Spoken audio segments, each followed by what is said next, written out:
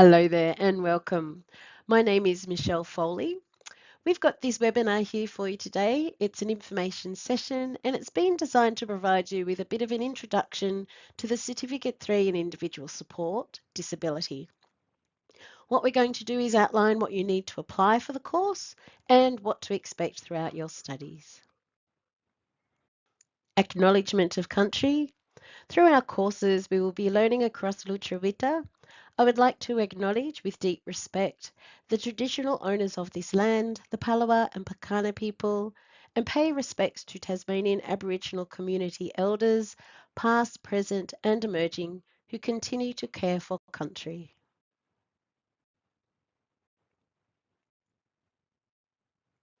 I would also like to add that TAFE is a safe zone. We are diverse, inclusive, accepting, welcoming, and a safe space for everyone. A small bit of housekeeping. You don't need your camera or microphone for this session. You will be able to see the slides and hear and sometimes see the presenter and some of the other teachers that will be coming in to help answer some questions. We will not be able to hear or see you. To access closed captions, click on the CC icon at the bottom right-hand corner. You are able to submit your questions through the Q&A panel. We'll make a time at the end of our presentation to answer those questions. To ask any questions, click on the Q&A icon at the top right of your screen. You can enter your name or choose to remain anonymous through that as well. This webinar is being recorded and we will be publishing this to our website within 24 hours.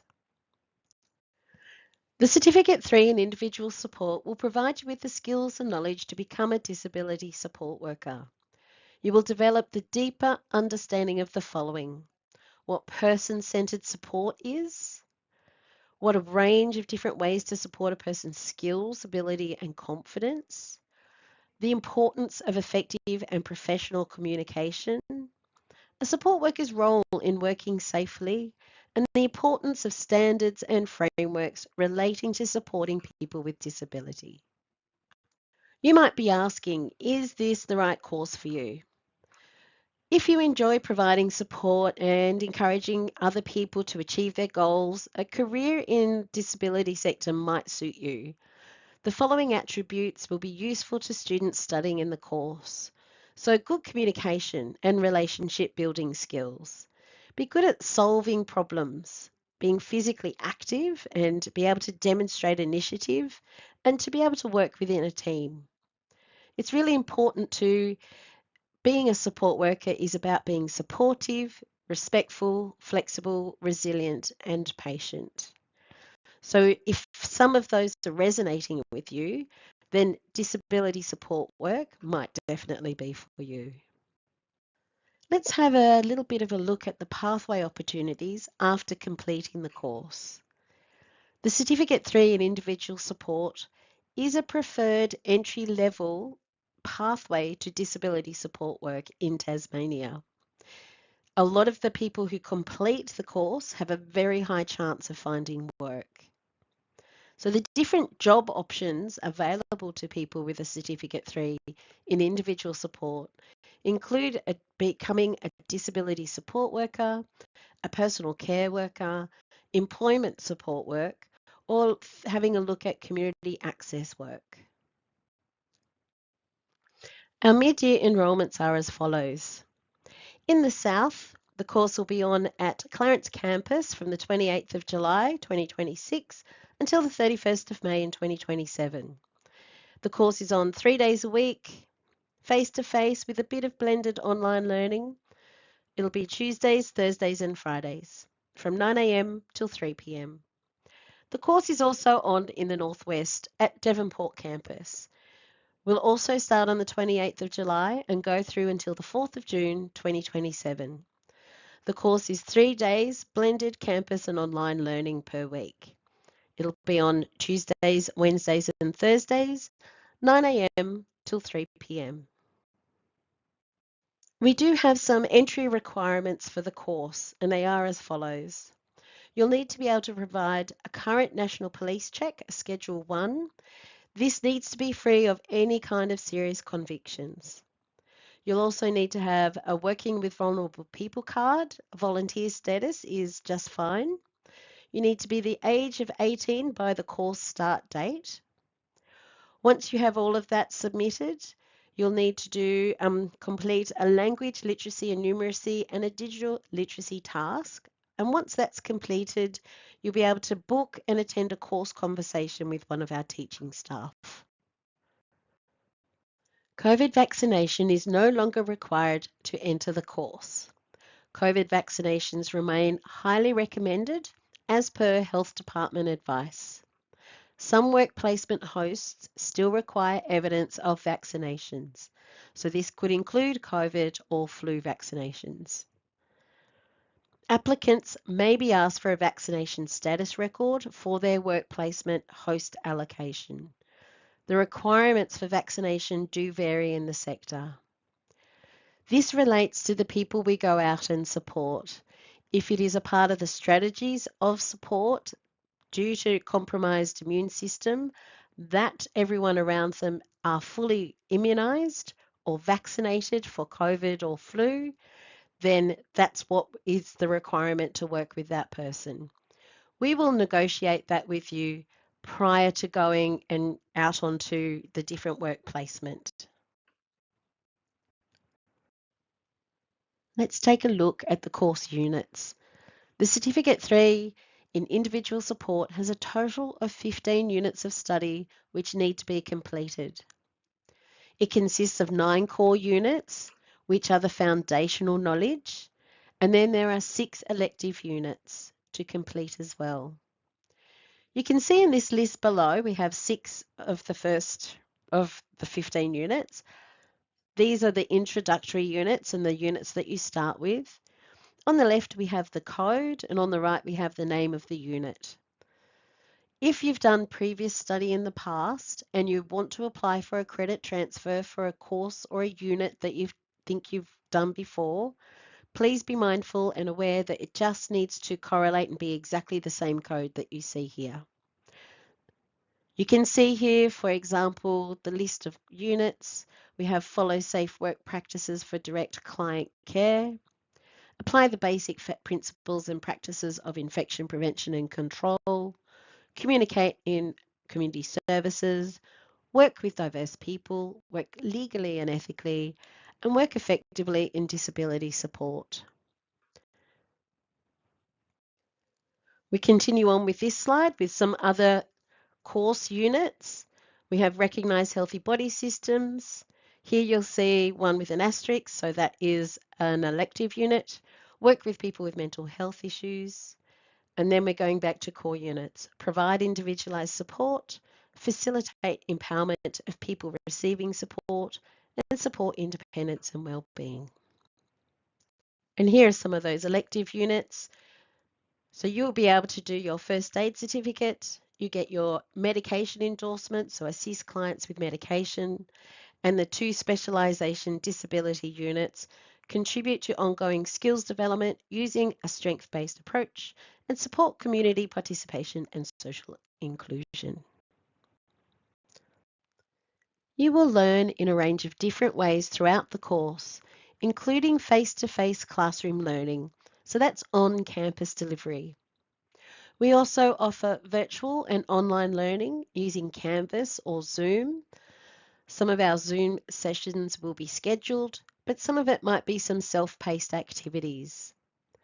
It is recommended that you have access to a computer with a reliable internet connection. We have computers available at every campus during normal business hours. For different classes, it is recommended that you come along prepared with standard items such as pens, a notebook or paper. We have practical skills training and role play in simulated learning environments. We do small group learning activities and collaborative tasks. Some of the units ask you to do some project-based learning and some workplace-focused activities and scenarios. We do a lot of case studies based on real industry situations. And there's also the workplace learning, which is really rich. And that is a part of the minimum of 120 hours of supervised work placement. As a student at TAFE, you are expected to attend all of the classes, all of the workshops and presentations. So whatever the delivery mode, so it could be face-to-face or online, all the courses require attendance as per the timetable provided to you by your teacher at the start of the course. This also extends out to work placement because it is a compulsory component of the course. So a part of that, and I will talk to it a little bit more in these presentations, but all students must attend all work placement shifts to complete at least a minimum of 120 hours. So what will be expected of you as a student at TAFE? You'll need to develop that ability to link the theory to practical skills. And you'll do this in the classroom, the prac room, and when on work placement. You'll need to develop the ability to meet industry standards during the course and when you're out on work placement. You'll need to complete all required documentation to industry standards, and there's that 120 hours of practical placement. Along with compulsory class attendance and completing all structured work, so some of that's online study, we recommend setting aside an additional 6 to 8 hours a week for study, for research and completing assessments. So although we're saying attend 3 days a week, there may be times that you'll need to do more hours in your own time. Students who do not complete progression milestones during the course are invited to attend a meeting with the teacher to discuss their progress. Some of the learning that's delivered online must be attended. We do live webinars and live online classes. But whatever the delivery mode, all courses require attendance as per the timetable. Students will be given a timetable at the start on the first day of the course. And work placement also comprises, as we've talked about, that 120 hours, but that attendance is paramount and very important. Let's have a little bit of a look now at those work placement requirements. This is where we get a lot of our questions. As I've already outlined, all students will need to complete a minimum of 120 hours work placement in the disability sector. It is a compulsory component of the course. What this might look like, thinking about shift times, we've got a range of hours there. So it could go from 7 a.m. to 3 p.m., so that's an 8-hour shift. Or your shifts might go from 3 p.m. to 11 p.m. There are rare occasions where our students might start at 6 a.m. for a shift and might go to 11:30 or 11:45, but they are rare, but they have occurred. All shifts will be scheduled on weekdays, so there are no sleepover shifts. There are no weekend shifts or public holiday shifts. All of the work placements are organised by TAFE work placement team, and please note that the shift times may vary. So even though I might have talked about there an 8-hour shift, sometimes people are doing smaller on shorter shifts. There might be a 5 or 6 or 7-hour shift. But we get a roster for our students, and it is up to you to follow the roster provided to you by your workplace and let us know if you cannot attend any of those days. You will have to make those up in your own time. Continuing on with some work placement requirements, your responsibilities will be to manage your home time and your personal time and any other commitments you might have so that you can attend those placement shifts allocated to you. It'll be up to you to organise your own transport to and from the allocated facility. It'll be up to you to provide your national police check, less than 12 months old, as well as working with a vulnerable people card to ensure that that's been provided to us. It's up to you to organise that you've got all your immunisations required for the workplace, remembering that some organisations will have some strict immunisation requirements, because it might be that they will supporting very vulnerable people who will have compromised health, but some people might not require it. So there is variations there in the sector. It'll also be up to you to organise your childcare if that is applicable to you. So for us, our responsibilities, we liaise with you, but we organise the work placement. We have a contract that gets signed as well, and we're that one-stop shop where we can liaise and talk to the different supervisors at different work placements around how your experience is going. Continuing on with some workplace requirements, you need to be able to undertake some repetitive physical work over an 8-hour shift. So being physically fit and having some stamina is quite important. Work placement can be physically demanding. You need to do a lot of walking, standing for long periods of time, moving your body in a safe way to support other people. Another important part is to be able to be open-minded and accept all types of diversity in the workplace, including people you support and the people that you work with. Let us now have a bit of a chat about the tuition fees and other costs. The fee you pay at TAFE will depend on the course you choose, and it will vary depending on the level of government subsidy currently available. It'll also vary depending on the cost of delivery, any previous study that you've undertaken, and your personal circumstances. So if you actually have a concession card, for example. Go to our website, have a look at the tuition fees for this course. They are available there. There is a fee calculator where you are able to estimate your fee. An important thing to remember for the course is census date.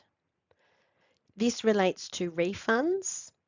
If you start the course but leave before completing 20% of the course, which is the census date, you are eligible for a refund. If you start the course and leave after doing that 20%, which is the census date, you will not be eligible for a refund. At the start of the course, your teacher will be very clearly communicating to you what date census date is. So it's up to you to start, participate in the course, see if it's right for you, but then if it's not right for you, make sure that you withdraw before census date so you get that refund. On this slide, we've got a bit of a summary of the additional fees and costs, an approximate amount which is available to us at the time of recording. You can see here that the compulsory National Police record check is at around $70. There's the Working with Vulnerable People card. Volunteer at this time, and that's all we need for work placement, is $22.92 at the time of recording. If for any reason you get your volunteer and then you get some work and become employed, you'll need to change that from the volunteer to an employee, which will jump from $22 to $130.90. What you will be asked to do is also pay a course resource fee, and that is $60 for every applicant. The other thing you might be interested in getting yourself is a textbook. It's not compulsory. There are many available from the library for you to access, and they're approximately around $95. We do have a range of different resources available to you, so it's not compulsory to buy a textbook. So the application process. Our applications open on Monday the 25th of May at 12 p.m. midday. So visit our website, go to the apply and enroll page to find out what you need to have ready to apply.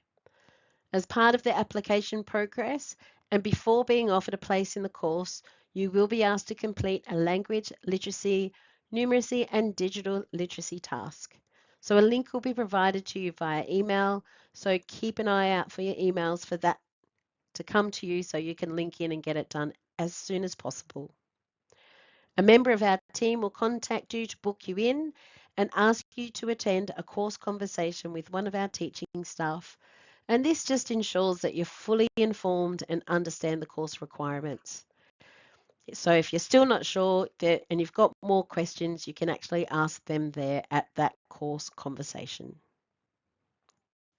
If it's been a little while since you've studied or you want to be fully prepared for study, we do offer a really great course called Study Start. It's an intro to studying successfully at TAFE. It's a free 4-day program and it will start on the 20th of July through to the 23rd of July. So that's Monday to Thursday. So you can get in and book in and apply to that. There are flexible different options. So it's on campus in Burnie, Devonport, Allenvale and Campbell Street through the day, or you can do it online in the evening. So if you actually go to the website, type in Study Start, you'll be able to find it, enroll it. And we do encourage people to have a go and get it, particularly if you haven't done online learning before. Arrive to the course familiar and ready on knowing how to use Canvas particularly. It's a great course. Another excellent service you can access at any time through the course is the Foundation Skills Services. Reading, writing, maths, computer skills, study skills, workplace skills, and job seeking skills. We all need these and we all use these skills every day. So if you need any support through your studies, Foundation Skill Services can work with you or in a small group to provide you individual tutoring or group tutoring. Some of this can be done on campus or online. If you're not sure, you can speak to your teacher who will support you to book a one-on-one session. If you need any other assistance or support during your time at TAFE, please don't hesitate to seek advice from our support team. We have student counsellors, disability liaison officers, and Aboriginal support officers based in each region. So you can go to the support team and talk about financial assistance, any kind of counselling, disability support, or pathway planning. You can call the 1300 number or go to the website to book in a session one-on-one. Okay, let's recap some key details. Applications for the course open on Monday, the 25th of May, 2026 at 12 p.m. As part of the process and before being offered a place, you will be asked to complete a language, literacy and numeracy and digital literacy task. Then a member of our team will contact you, book you in and ask you to attend a course conversation. Please ensure that you're fully informed and understand the course requirements and just get in touch if you're not sure. This webinar recording will be published on our website shortly, and if you have any more questions, send them to health.admin@tafe.tas.edu.au. That's the end of our formal presentation. Let's answer some of your questions.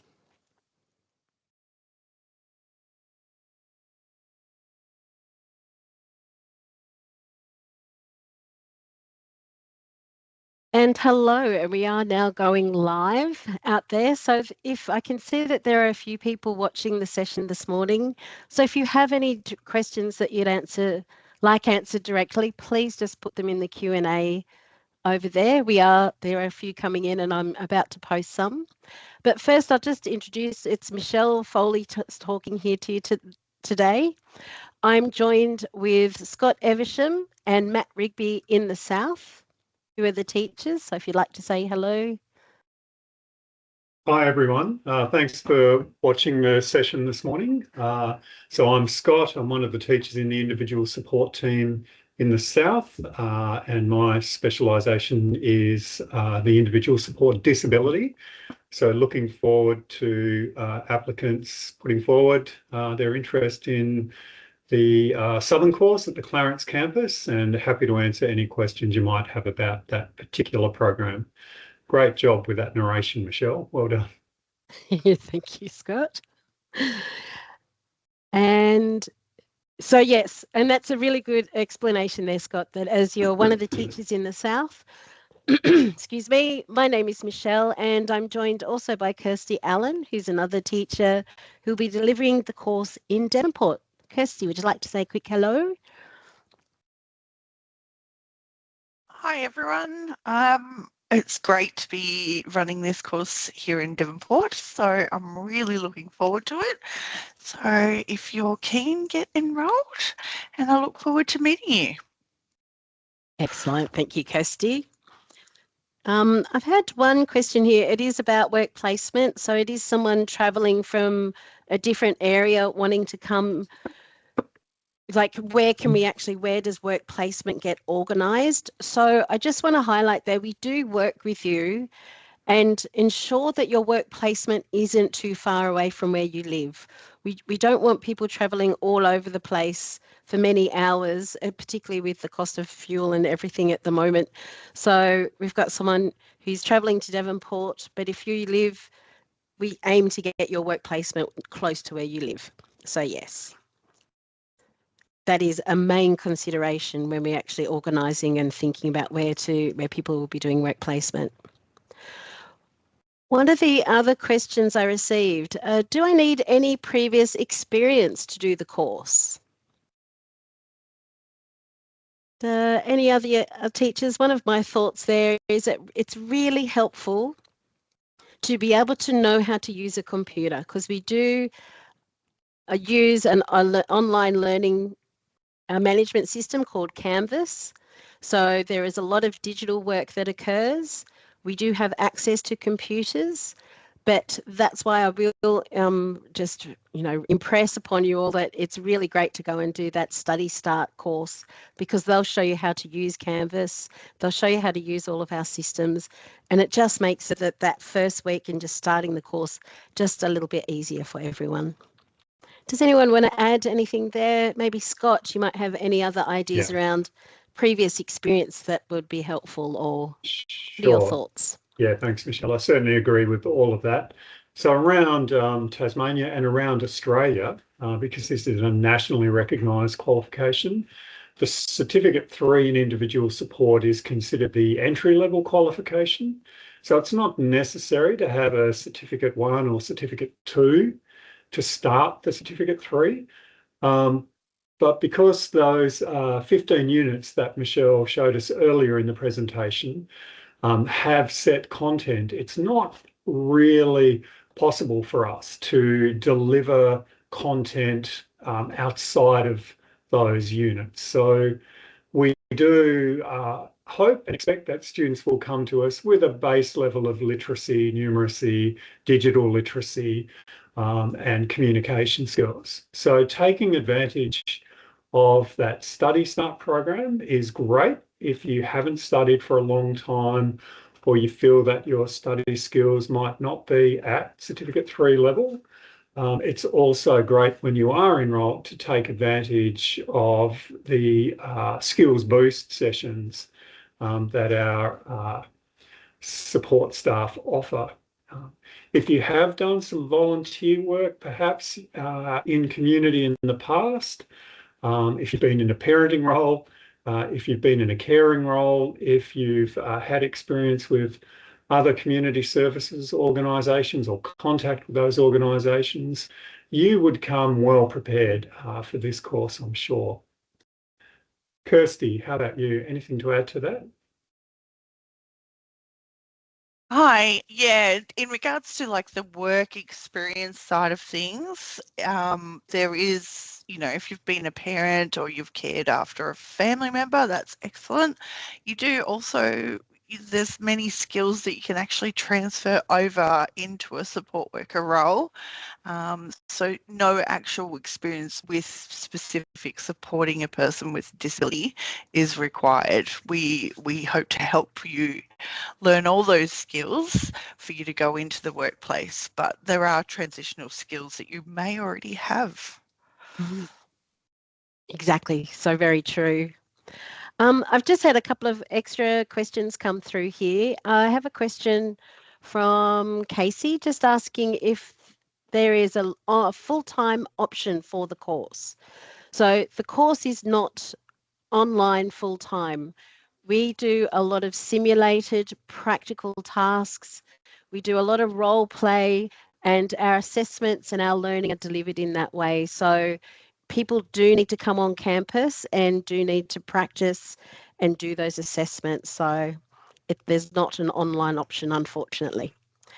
But we like our course, the way coming in and doing it that way. Yeah. Yeah, and just to add to that, Casey, for your benefit, we're actually moving away from full-time courses in terms of 4 or 5 days a week, simply based on learner feedback. We're, as you may, I'm sure you're aware, we're in a cost of living crisis. Travel is very expensive. It's difficult for students who have children to find full-time childcare.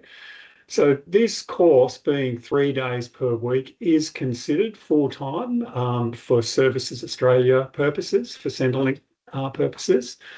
And that's our preferred mode of delivery at the moment. It also opens up an opportunity for students who are working either in the disability sector or elsewhere in the broader community to actually maintain some paid work whilst they're studying. And again, that's based on learner feedback over the past few years of delivering these qualifications. So we don't have a full-time option in terms of 4 or 5 days a week, but this course is considered full-time, and you'll certainly be busy. Yes, indeed. One of the other questions coming through is just, is the course being held at Allan Vale campus in Launceston?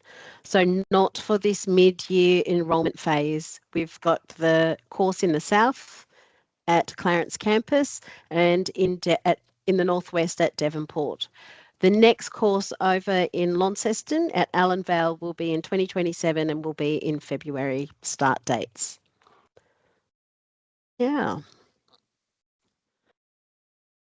Okay. So I think we've provided a lot of information there. I've got no more questions coming through. And Michelle, for that, sorry. yes, we want to add an just extra. for those people listening, I would add the one thing our work placement hosts and your future potential employers will ask of you is, do you have a driver's license?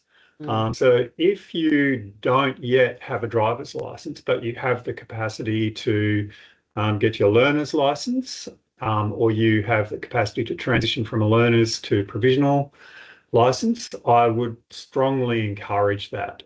The nature of disability work is that it is spread across communities. So despite the metro bus services and buses being free at the moment, having a car, having the ability to drive around makes you so much more employable. And even if you don't have a car, it might be that your host employer has a service car that you can at least drive, and you will then have the capacity to assist the people you're supporting to and from appointments and such. So something to think about as you're preparing for study or going through your course of study, working on your driver's license. Yeah, that's a really good point, Scott. Thank you. No worries.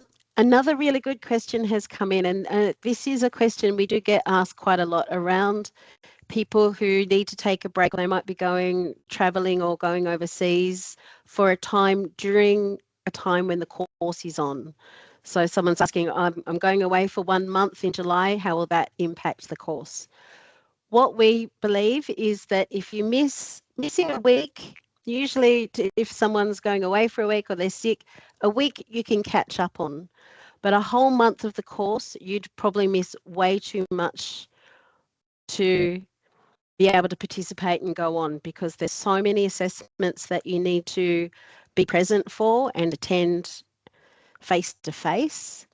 Saying that, it is worth coming and investigating with the teacher and having a look at the timetable just to see what units are being delivered at that time. We were talking earlier how in 2027 Easter arrives, and then there's a week, and then there's a 2-week holiday, and we've got these funny, we arrange it so that the units, some of those are online, but not the whole course. So a whole month is a lot, but that's a conversation to have one-on-one and just to investigate a little bit deeper. Yeah, and but I both would the say courses, missing a month of the course is quite a lot of the course to miss, and you probably couldn't get through to the next phase.